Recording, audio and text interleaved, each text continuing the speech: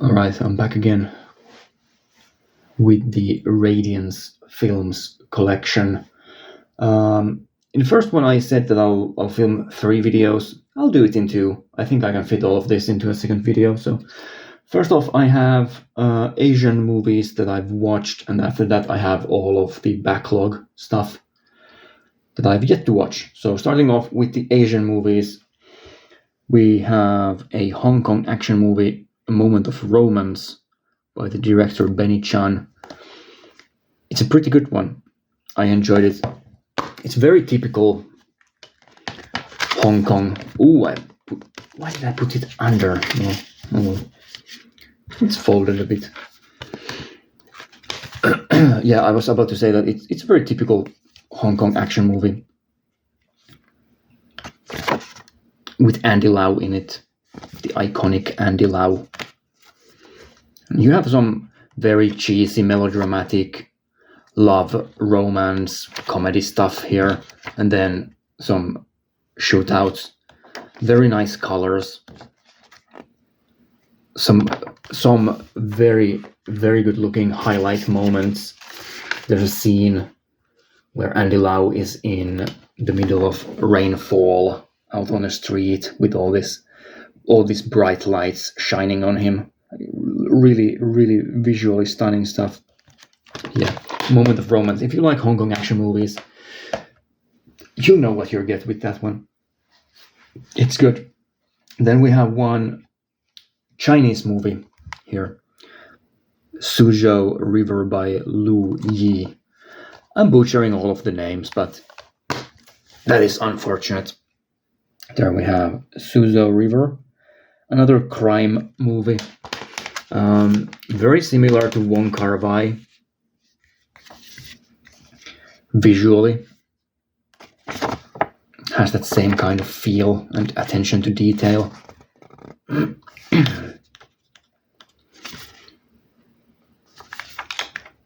Yeah, definitely worth checking out. I would say that this is a combination of a Wong Kar-wai movie and then also something like Still Life by Jia Chanke. So this very very obvious social commentary on the state of modern China.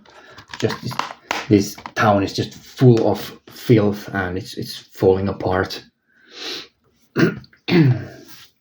Then we have probably my favorite Japanese movie released by Radiance, and one of the top releases by them.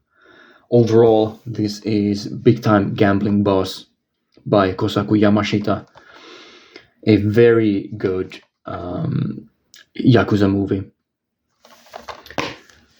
Unlike most Yakuza movies from the 1960s and 70s and so on, this only focuses on a couple of characters instead of having these massive casts of just random people coming in and out. This has 2 people who are like the main guys, and the whole movie follows them. So it's much more focused in that way. Tomisaburo Wakayama, and then the other guy, I always forget his name. He's also in many other movies. What is his name?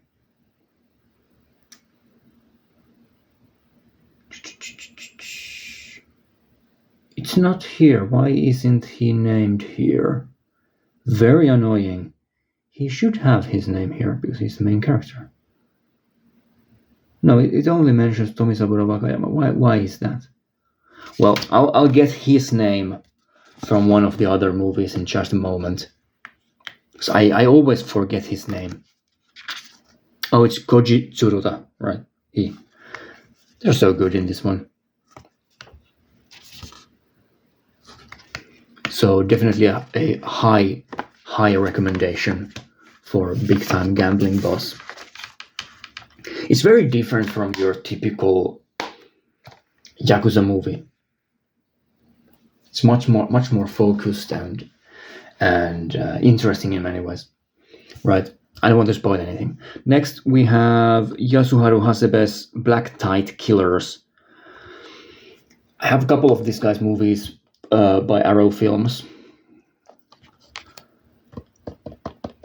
Retaliation and what is the name of the other one? It's Machine Gun something. Well, anyway, this is very different from those. This is like a Seijun Suzuki pop art movie, as you can tell from the cover. Very strange and stylish crime movie with these female assassins or whatever. Yeah, definitely. Again, something I would definitely recommend from all of this stuff. The Japanese movies that Radiance has released are, like, in general, fantastic. So I'll be repeating myself over and over again with what I recommend. This one isn't like the best one. This isn't like there are many more here that are better than this one. But yeah, By a Man's Face Shall You Know Him by Tai Kato. A bit of a disappointment, maybe. The other Tai Kato movie that I'll talk about in a moment, I was blown away by. Yeah, this is just, some more Yakuza stuff. The main actor here is Noboru Ando, who has this very, very noticeable scar on his face. Another legendary gangster movie actor.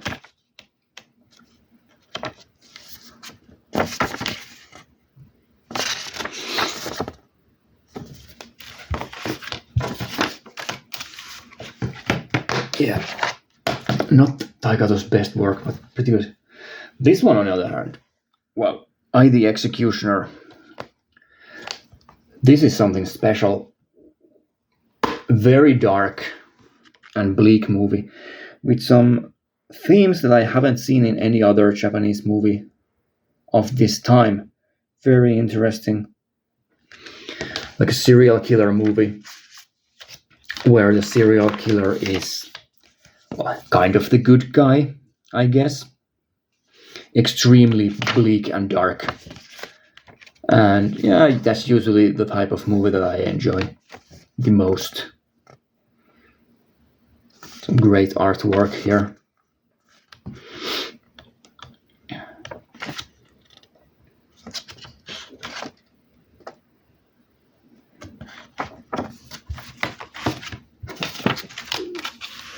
Next up, we have, what is this? Oh, it's Japan Organized Crime Boss by Fukasaku. There are a bunch of Fukasaku movies here. I have all of them that have been released. This is an early one from 1969, another Yakuza movie. So this is before Battles Without Honor and Humanity and many of the other legendary Fukasaku gangster movies.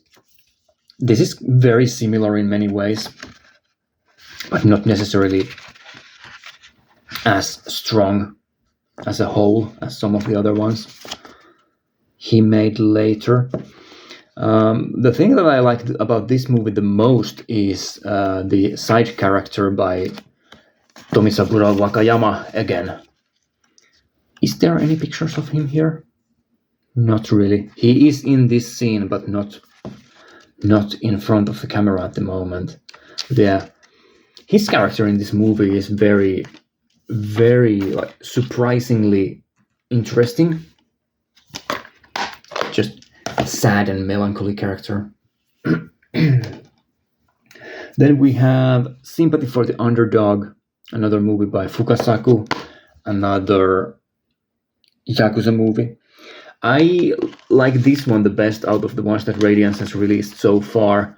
It's about a bunch of gangsters who escape from Tokyo, I believe, and go to Okinawa, the island place, or what would you call it? The island place. That's a dumb way to put it, but yeah, they flee the mainland to Okinawa, which is like a paradise island type of place, or at least looks like it in movies. And yeah, I often I don't know why, but I often really like these Okinawa-based Yakuza movies, like this one and Sonatine by Takeshi Kitano, and also the second Dead or Alive movie by Takeshi Miike. Those three, I think, all take place in Okinawa, and those are some of my favorite Yakuza movies of all time. So I don't know why, but Okinawa always seems like an interesting place to set a gangster story in. Right, then we have Seijun Suzuki's Tattooed Life, some more Yakuza stuff. This is less of a gangster movie and more like a man trying to escape his past movie. So this ex-Yakuza goes into this mining town in the countryside and tries to start his life over again, which is not very easy. This image is fantastic. It's from the movie. Seijun Suzuki is a great director, and there are more movies by him that are on the way by Radiance, which is great. I've already pre-ordered Underworld Beauty. There is some more probably to come later this year as well. Always appreciated. He has a very unique style, very different from other directors of his time in the 1960s. Then we have two more here that I watched. This one is a fun one. Kohei Igure's The Sting of Death. If you want to watch something that will ruin your day, watch this one. It has this nice, colorful pink. But yeah, this is just this is a bleak movie. Very, very dark family drama with emphasis on drama. The people, all the people in this movie are just insane. They're just insane people, and yeah. Ogure's movies are always like this, or at least the ones that I've seen. I haven't seen all of his stuff, but Muddy River and this one, quite similar in tone, I would say. Right. What do we have next?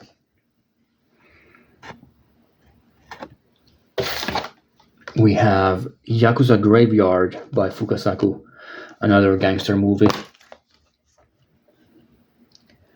There are many other non-gangster movies that Radiance has released from Japan, but it's just that these ones are short and they are very easy to watch. So I often, immediately when I get these in the mail, I'll put one in and I'll just go through them very quickly. Another Fukasaku movie I don't think it's as strong as many of the other ones he made later, but definitely worth checking out for anyone into crime movies, gangster movies. This is from 76, so a bit later. Right, then I have a couple of box sets here. These are in a backlog. First up, there is Shinobi. I've watched the first movie, which is Band of Assassins, and yeah, I really, really like this one a lot. These are like basically classic 1950s, 1960s style samurai movies, but with ninjas in them instead, or in addition to samurais, there are ninjas. And yeah, I mean, this is just a classic. It's just a classic movie. So good, the first one. I think the other ones are direct sequels. I don't know how they continue the story, because I don't think this was meant to be a series. But for some reason it is. So yeah, I hadn't heard of these at all. This is the first 3 movies in a series. I think there are 7 in total at least. So there's probably a second box set coming at some point, hopefully. Definitely something to check out. I don't think that's sold out yet, or if it has, it just recently did so. The second one I'll show did sell out quite quickly. This is the Bounty Hunter trilogy. It is available as a standard edition. But yeah, these are samurai movies slash westerns, I guess. I don't know. I haven't watched any of these yet, but I heard that they are quite good. So I'll get to it at some point. Killer's Mission. Let's get the blurb on the screen. It's always easier to show that way. I don't want to flip through the booklets because it's going to spoil the movies for me as well, since I haven't watched this yet. But yeah, just some Japanese genre movies. When were these made? 1969, so late 60s, early 70s. Again, with Wakayama as the main actor. And then one more box set. This is still sealed Dai Gothic, bunch of old school Japanese horror movies. So these are from way back in the day, 1960s. So the first one is from 1959. So The Ghost of Yotsuya, The Snow Woman, and The Bride from Hades. This is a box that I've been waiting for the right moment to open.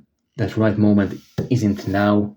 I'll keep it sealed and I'll get to it at some point. Now, then I have a bunch of other backlog movies here. Let's start with this one. This is from Hong Kong. Visible Secret, which is a horror movie. The cover looks great. I don't know anything about this. It's by Anne Hui. I think I have the Criterion for Both People, which is by the same director, so looking forward to watching this one. Then I have Dogra Magra, which is quite strange looking, so should be somewhat of a surreal experience. Well, it isn't focused. Well, there you go. It's difficult to get the camera to focus on these releases that are still sealed because of the plastic. Yeah, Dogra Magra looks strange.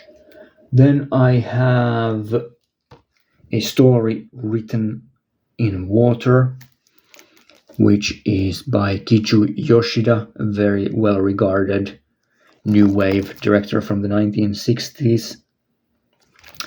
Never seen anything by him, I don't think. Then I have a couple more Taikato movies here. 18 Years in Prison, another gangster movie, or crime-related movie, again, by Taikato, looks fine.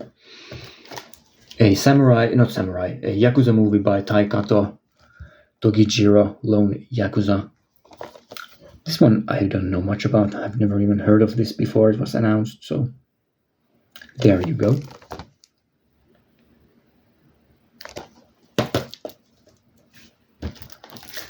Then I have Elegant Beast by Yuzo Kawashima, 1960s comedy drama movie. I've been meaning to watch this for a long time, but there's another movie by the same director, Bake something, I can't remember the name of it. Something in a Year of the Shogunate, that movie. I have the Eureka Blu-ray of that, but I just haven't gotten around to watching it. I want to watch both of those back to back. Right. And then lastly, for the Japanese movies or Asian movies, I have Noboru Nakamura's The Shape of Night from 1964. So yeah, I've watched pretty much all of the Yakuza movies except for one, and then I have all the non-crime or non-gangster Japanese movies. Those are all in the backlog still. Right, let's move on to the rest of the world. First up, one of the best looking packages I've seen in 2024. It's still sealed, so I won't show all of the contents, but This is Hexan, the Swedish silent film, and this box is absolutely gorgeous. All the cover art, the design of this one, the text, you can't see it, but you can feel the text, like it's not just a flat surface. Man, what a fantastic package. Then some just standard limited editions. First up, we have A Quiet Place in a Country by Elio Peteri. Should be an interesting one. Strange looking movie. I've heard that this is a horror movie. I don't know if that's true or not, but seems interesting. Then a couple movies by Francois Truffaut. The Bride Wore Black, which is probably the best known for being an inspiration on Quentin Tarantino's Kill Bill. Yeah, it also says that on the cover here, but very noticeably influenced Kill Bill. Then I have Mississippi Mermaid, another Truffaut movie from 1969. And also The Story of Adele H, with the fantastic Isabelle Adjani in a female lead.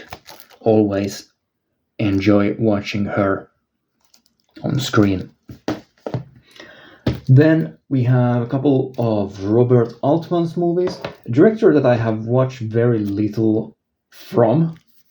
These are some of the lesser known titles by him that Radiance released. Thieves Like Us,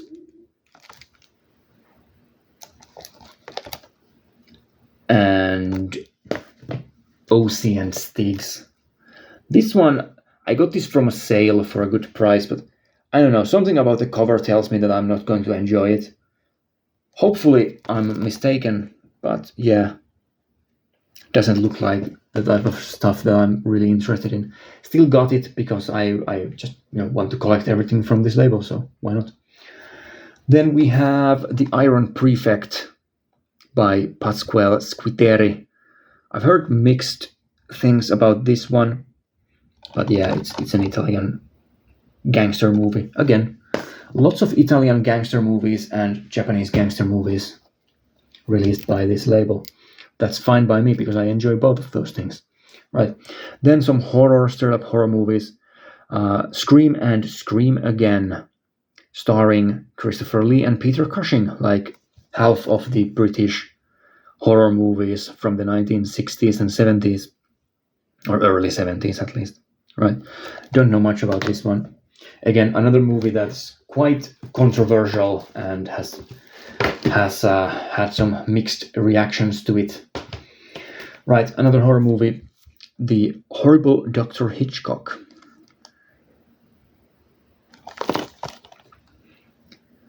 Which is a 1960s Italian horror movie by Riccardo Freda, a director that I quite enjoy. Then we have some more Italian stuff. Let's go with this one.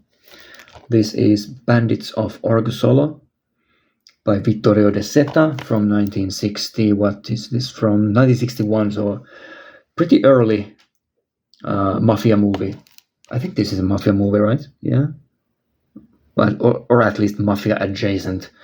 This also has The Lost World, which is a short film collection that is actually quite a bit longer than the main release. The main course is, of course, Bandits of Orgosolo, at 97 minutes, but the short story collection short film collection is almost 2 hours long. Then we have The Sunday Woman, which stars Jean-Louis Trintignant, always interested in that. Some kind of a crime movie. Don't know much about this one. Then lastly, 2 more from Radiance, and then I have some partner label releases as well. So there is this one, Tony Argenta with Alain Delon. Alain Delon and Jean-Louis Trintignant are just fantastic. I always enjoy them. So glad to see many movies with these people in them. This is by Duccio Tessari. I have a bunch of his movies as well in the backlog from other labels, but haven't watched any of it. And then a modern movie. I think this is from 2022. Trang Lao Quen, which has two parts in it, both of which are over 2 hours long. So a massive movie. I'm going to watch through this during the Christmas holidays when I have the time. Looking forward to it. This has been quite heavily praised by a lot of people whose tastes I trust. So there you go. That's Radiance. Then there are partner label releases. First up, we have this is Altered Innocence is the partner label. This is the horror movie Arrebato by Ivan Zulueta. I think this is Spanish, right? Probably. Yeah, at least the language is Spanish, so a Spanish horror movie. Looking forward to watching this one. It's quite long. It's almost 2 hours long, so that's why I still have it in a backlog, but I'll get to it. Then I have a couple of releases by Mavu Films, who specialize in South America. First up, we have the documentary Man Marked for Death 20 Years Later by Eduardo Coutinho,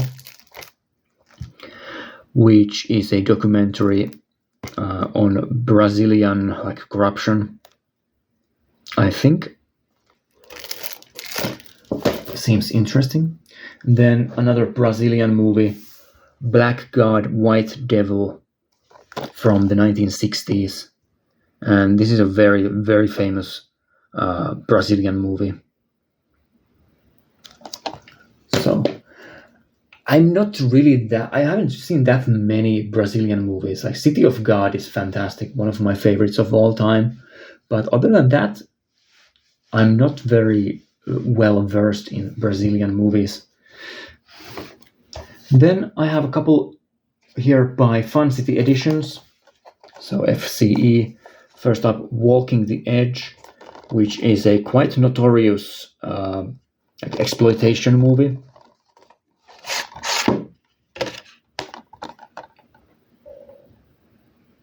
Don't know much about this one, but it seems like something I would appreciate. Let's put that there. And then 3 more. First up, we have Death Game. So this is the first release from the collaboration with Grindhouse releasing, from Arrow and Grindhouse releasing. I've never seen this one. Again, seems like something that I would enjoy. A horror movie.